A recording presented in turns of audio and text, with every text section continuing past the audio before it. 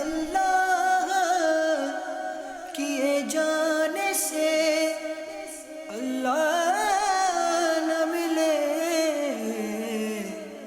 اللہ والے ہیں جو اللہ سے ملا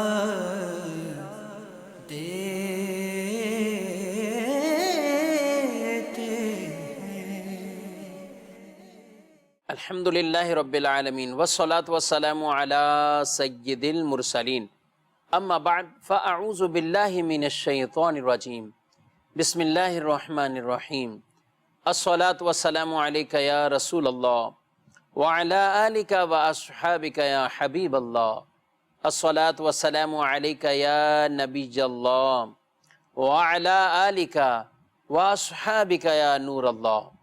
مدنی چینل کے ناظرین، پروگرام اللہ کے دوست میں ایک بار پھر آپ کو خوش آمدید کہتے ہیں۔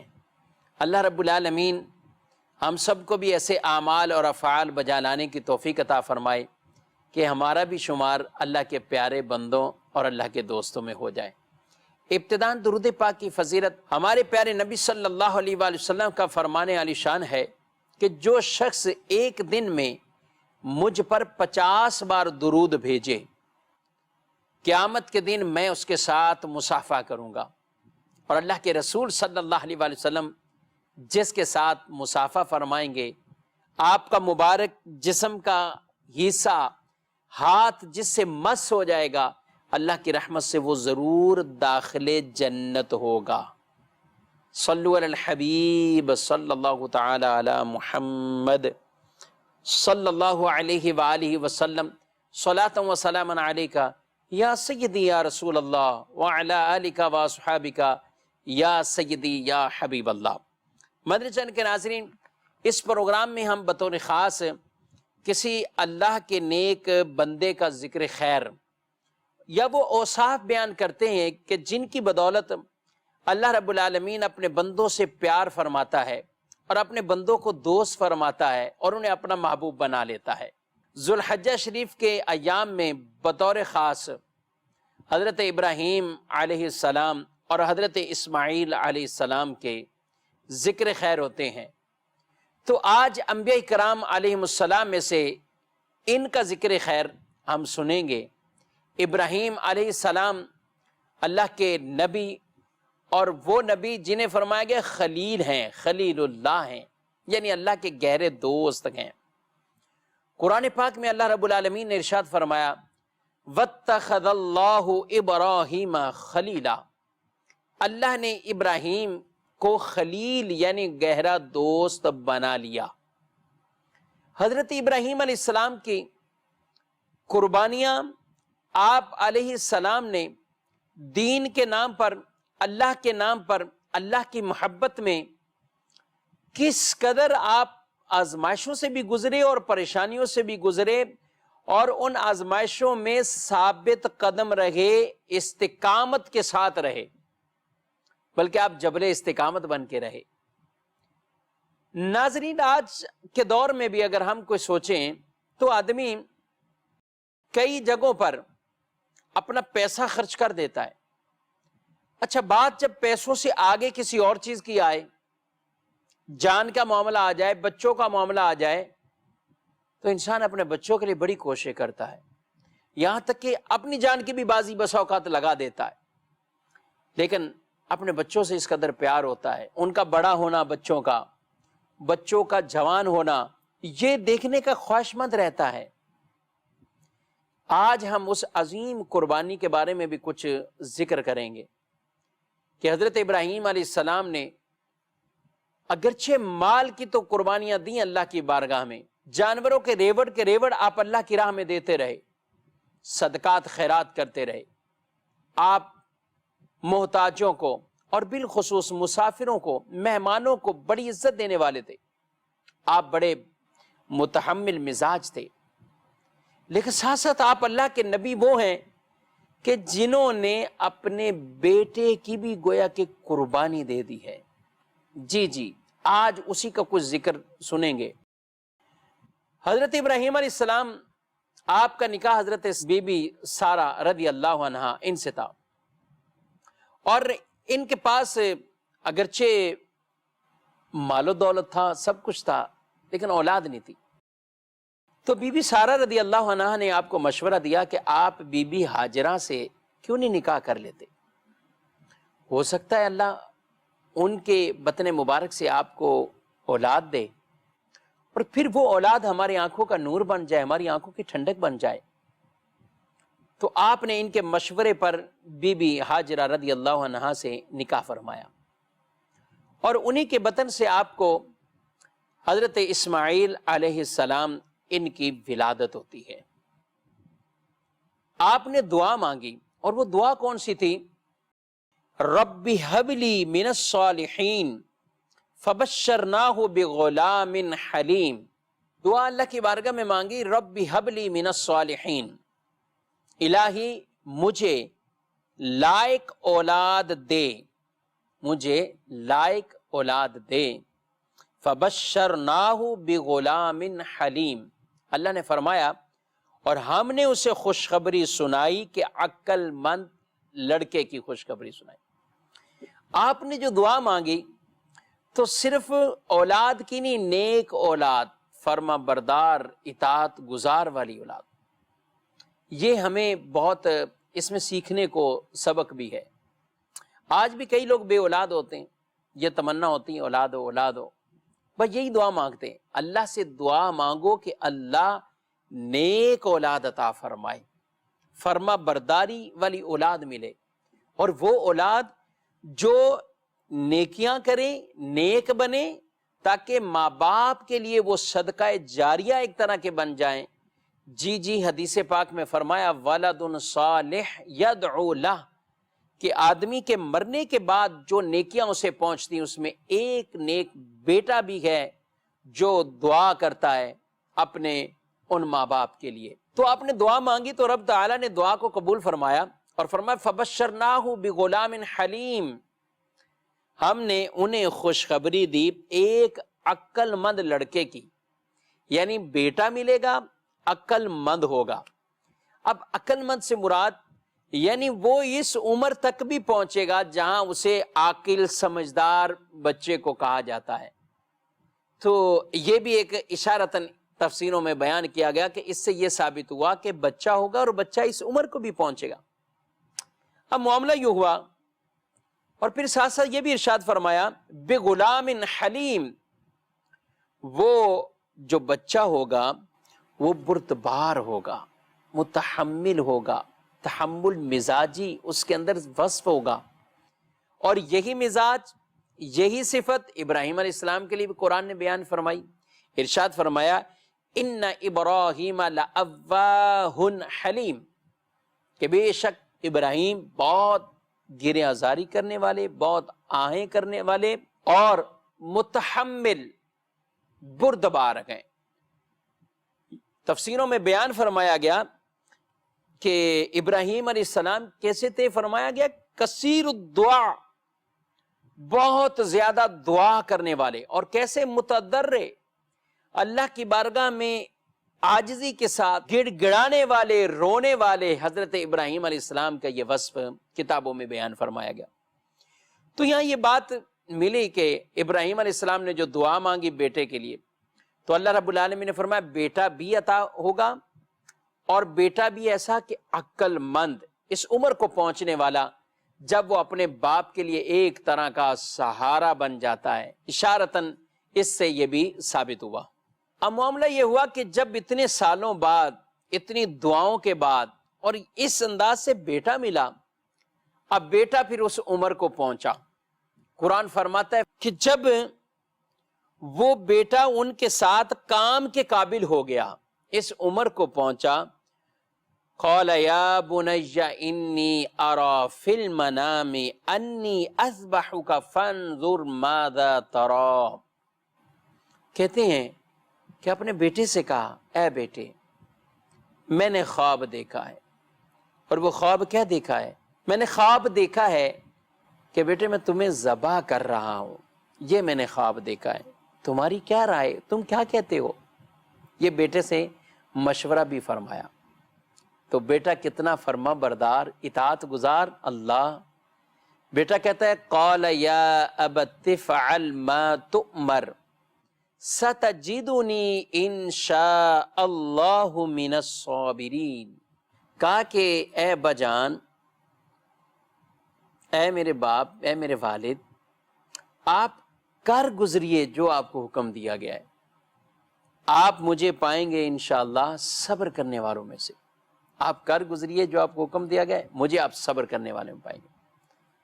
مدنی چینل کے ناظرین، یہ انبیاء کرام علیہ السلام میں سے حضرت ابراہیم علیہ السلام کی یہ آزمائش، جہاں مالی قربانیاں، اپنی جان کی قربانیاں کہ منجنیق میں جب ڈال کر آپ کو آگ میں پھینکا جا رہا تھا، آگ میں ڈالا جا رہا تھا،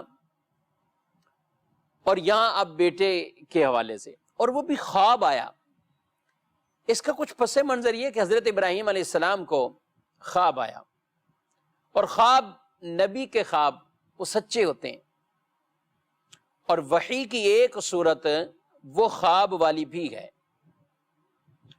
تو جب آپ کو یہ خواب آیا، پہلے دن آپ نے دیکھا خواب بیٹے کو ذبح کر رہے ہیں، اچھا پھر دوسرے دن دیکھا، پھر تیسرے دن یہ خواب دیکھا. حضرت ابراہیم علیہ السلام کو ماہ ذوالحجہ کے 7 دن گزرنے کے بعد آپ کو یہ خواب آیا کہ آپ اپنے بیٹے کو ذبح کر رہے ہیں. تو آپ بڑے ایک صبح اٹھے جب تفکر کی حالت میں، ایک تردد سا تھا، اور کہ یہ فقط یہ خواب ہی ہے یا ایک خیال تھا، کیا تھا. تو اس لیے اس دن کو یوم الترویہ کہا گیا ہے، یعنی سوچو بچار کا دن، ایک تردد والا، شک والا دن. پھر جب وہ 8 کی تاریخ کا آپ نے دن گزارا تو آگے پھر خواب آیا، اسے یوم عرفہ کہا گیا کہ وہ خواب ہی ہے جو پہلے کہا ہے، پھر اب یہ خواب ہی ہے. پھر جب 9 کی رات یعنی 10ویں رات آپ پھر جب آپ کو خواب آیا تو پھر وہ اگلا دن یوم نحر کہلایا، جو 10 ذوالحجہ کا دن ہے. اب آپ نے اپنے بیٹے سے جب کہا اور بیٹے کو بتا دیا اور رائے مانگی، تو بیٹا کہنے لگا ابا جان آپ کر گزریے جو آپ کو حکم دیا گیا ہے، آپ وہ کر دیجئے. یہاں بھی علماء نے بڑے خوبصورت انداز میں نکات بیان کیے کہ والد پوچھ رہے کہ ذبح کرنے کا خواب آیا ہے، لیکن بیٹے آگے سے جواب دے رہے ہیں آپ کو جو حکم دیا گیا وہ کر گزریے. یعنی کہ یہ ذبح کا معاملہ، یہ اس سے بھی بڑھ کر کوئی آپ کو حکم ہے، آپ وہ کر گزریے جو آپ کو حکم دیا گیا ہے. مدرسن کے ناظرین، یہ جو مشورہ تھا حضرت اسماعیل علیہ السلام سے، یعنی اللہ کا حکم ہے اور بذریعہ خواب، اور پھر آگے مشورہ آپ نے کیا، تو یہ بھی اللہ کا امر اور اللہ کا حکم اس میں تھا، تاکہ حضرت اسماعیل علیہ السلام بھی ذہنی طور پر یہ تیار ہو جائیں اور اللہ کے نام پر جو قربانی مانگی جا رہی ہے اس کے لیے تیار ہوں. اور انہوں نے ایسا خوبصورت جواب دیا کہ ابا جان کر گزریے جو آپ کو حکم ملا ہے وہ آپ کر گزریے. رب کا حکم ہے تو اب سب کچھ قربان ہے، اب سب کچھ قربان ہے. شیطان طرح طرح کے خیالات پیدا کرنے کے لیے وہ بی بی ہاجرہ کے پاس بھی پہنچا، انہوں نے بھی دھتکار دیا، کہا کہ رب کا حکم ہے تو پھر ابراہیم علیہ السلام کو کرنے دیجیے. یہی حضرت ابراہیم علیہ السلام، حضرت اسماعیل علیہ السلام جب گھر سے نکلے ہیں اور اس انداز سے گھر سے ایک بیٹا، ایک والد اپنے بیٹے کو لے کر جا رہا ہو، اور بیٹے کی عمر بھی 12 سال 13 سال اور بعض تفسیروں میں 8 سال 7 سال بھی بیان کی گئی، عمر اس طرح کی ہو، 13 سال کی عمر ہو، اور والد اس عزم سے لے کے جا رہے ہوں کہ بیٹے کو ذبح کرنا ہے، اور بیٹا بھی تیار ہے. پیچھے بیٹے کی والدہ کو جب شیطان آ کے کہتا ہے تو وہ بھی اس بات پہ تیار ہو گئیں کہ اللہ کا حکم ہے تو پھر انہیں قربان کرنے دیجیے، پھر کوئی دوسری رائے نہیں ہے. یہ ہمیں بہت کچھ ان باتوں سے سبق ملتا ہے ناظرین، کہ اللہ کی اطاعت کے آگے، اللہ کے رسول صلی اللہ علیہ وسلم کی اطاعت کے آگے اب آنکھیں بند ہو جانی چاہیے۔ اب جو حکم الہی ہے، جو حکم رسول ہے، اس پر ہمیں عمل کرنا ہے، چاہے بظاہر میں اور آپ اس میں کچھ مشقت میں آ جائیں، لیکن خوش دلی کے ساتھ ہمیں عمل کرنے کا حکم دیا گیا ہے۔ حضرت ابراہیم علیہ السلام لے کر گئے، فَلَمَّا أَسْلَمَا وَتَلَّهُ لِلْجَبِينِ، قرآن پاک نے بیان فرمایا جب باپ اور بیٹے دونوں نے ہمارے حکم پر سر تسلیم خم کر دیا، مان لیا دونوں نے، وَتَلَّهُ لِلْجَبِينِ، اور باپ نے بیٹے کو ماتھے کے بل لٹا دیا۔ اللہ اکبر۔ بیٹا بھی ایک مشورہ دیتا ہے، بیٹا بھی والد سے کہتا ہے، اے بچا اپنی آنکھوں پہ پٹی باندھ لیجئے، میرے ہاتھوں کو باندھ دیجئے۔ اور آنکھوں پہ پٹی اس لیے کہ کہیں مجھے اس کیفیت میں دیکھ کر آپ جس عزم سے آئیں اس عزم کے اندر کوئی تردد نہ ہو جائے۔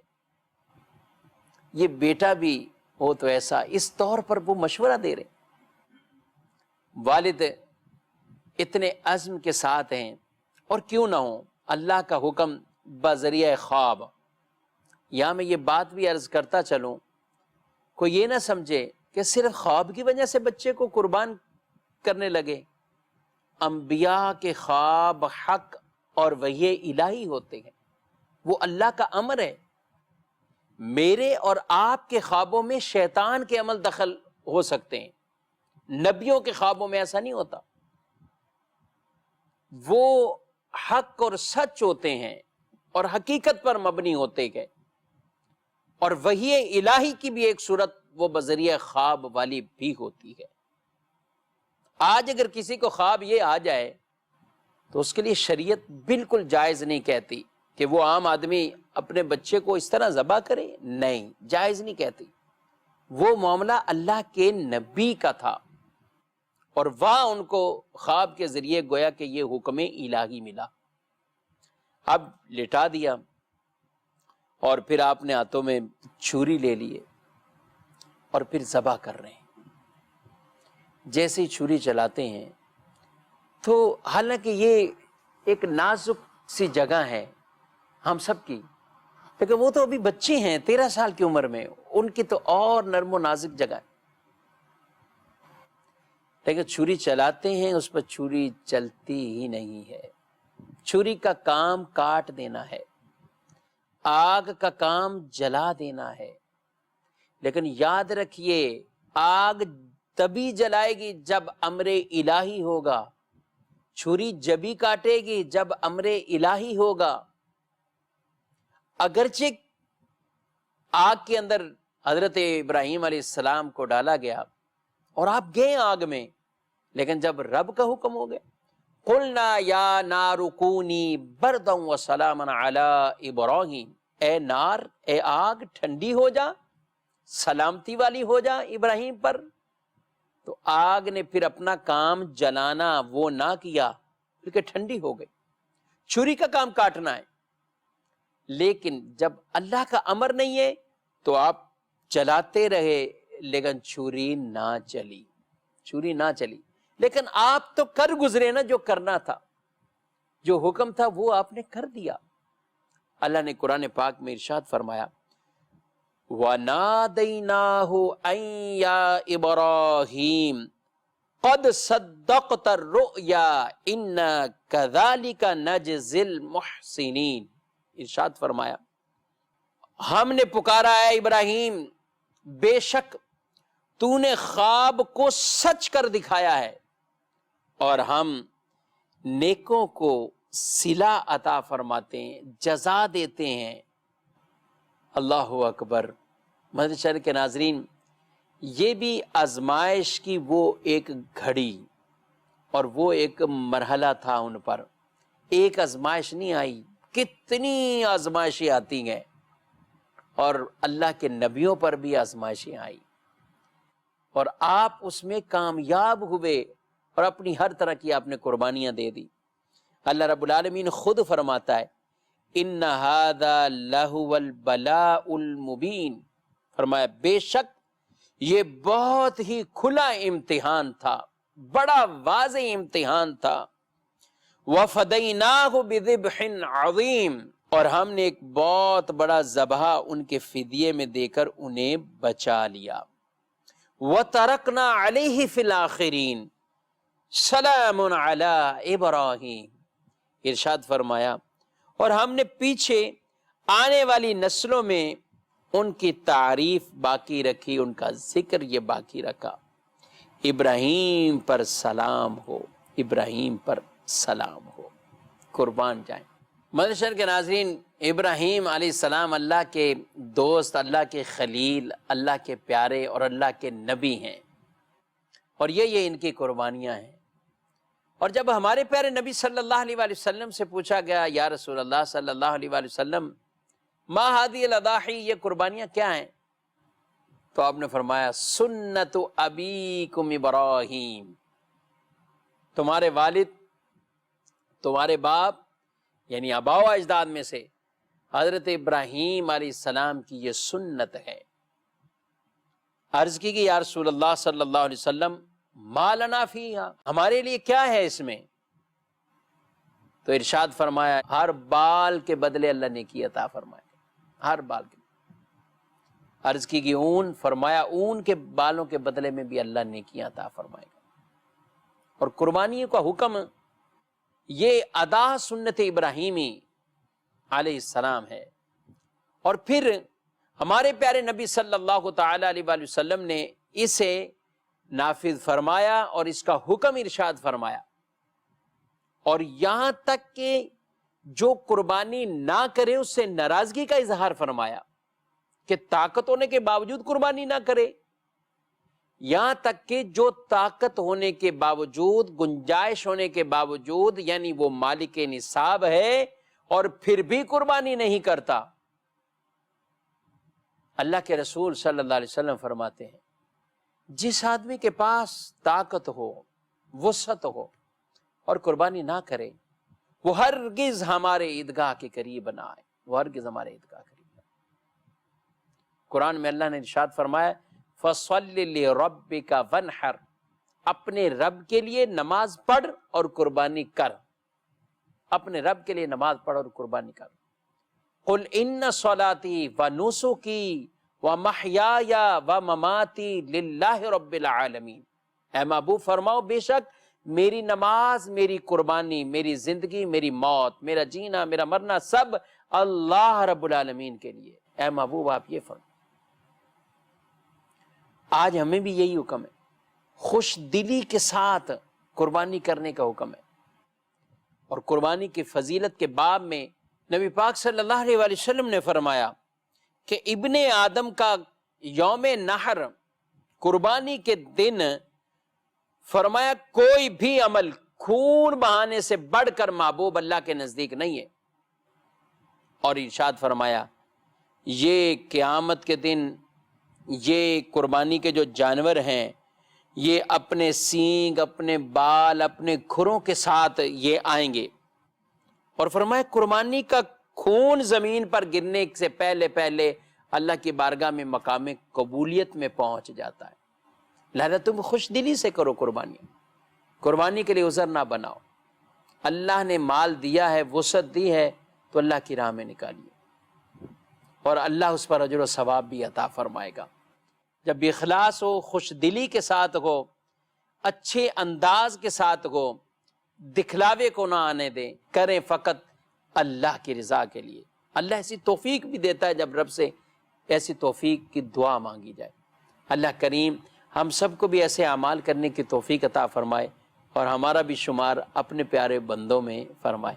آمین بجاہ النبی صلی اللہ علیہ وسلم۔ اللہ اللہ کیے جانے سے اللہ